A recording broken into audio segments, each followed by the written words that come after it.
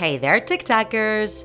Tik and Tak love to research about interesting topics, and recently they've been fascinated with the world of hypnosis.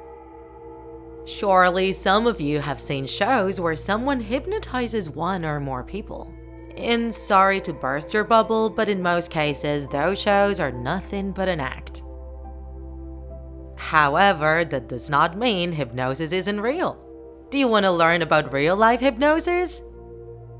Being hypnotized basically means being in a trance-like state where the person experiences a level of concentration more intense than normal.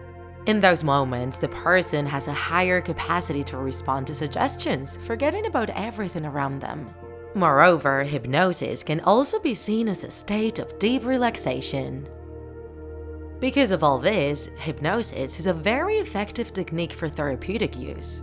The person enters into a state much more focused on what the therapist is saying, making it easier for the therapist to access the person's subconscious. However, unlike what most of us may think when we hear about hypnosis, it cannot be used to take advantage of others.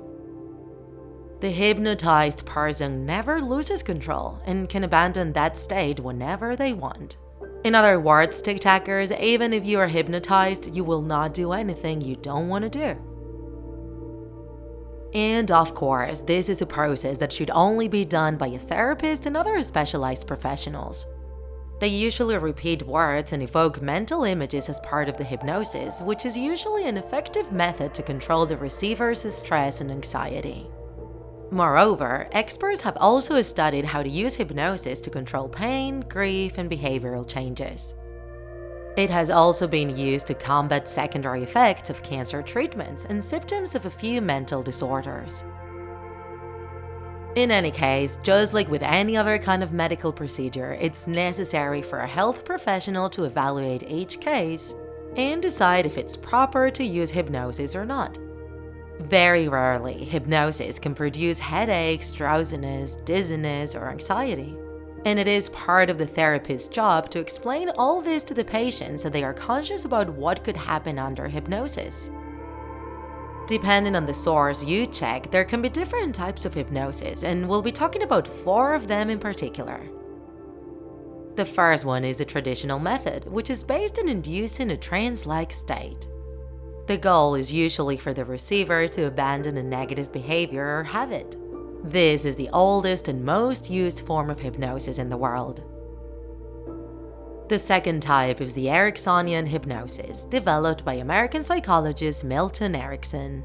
For this kind of hypnosis, the therapist employs metaphors which favor and stimulate creative thinking and introspection. It usually works for people who have difficulty entering a state of deep concentration. The third type is the cognitive behavioral hypnosis. In this kind of hypnosis, different factors are included, such as the suggestion from the first type and the physical relaxation and use of imagination from the second type.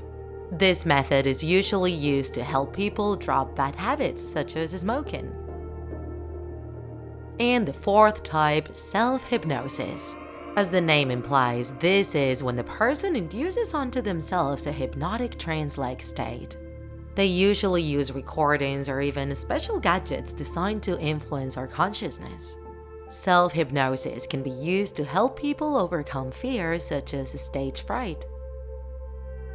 All of these methods are similar, and they can be combined and used for similar goals. In any case, we remind you that if you ever go through any kind of hypnosis, it should always be supervised by a specialist. Have you ever been hypnotized? If you have, please share with us your experience in the comments. If you enjoyed this video, don't forget to like it, and if you want to see more Draw My Life videos, subscribe to our channel. See you in the next episode!